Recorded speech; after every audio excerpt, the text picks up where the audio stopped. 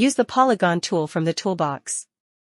Set sides to 6 in the property bar to create a hexagon. Draw a medium-sized hexagon. This will be the main tile of the football. Press Ctrl+D to duplicate the hexagon. Align the duplicates around the original hexagon to form a pattern, like a football surface.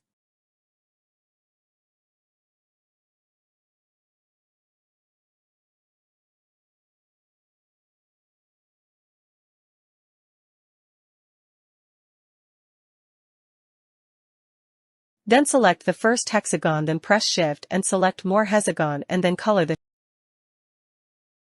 shapes. Then press Ctrl+D and make duplicate. Go to the Effects menu.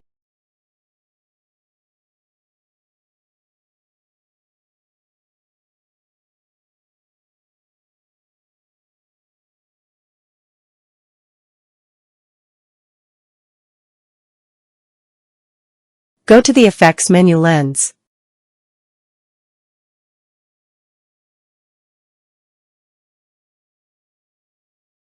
Then apply the fisheye lens.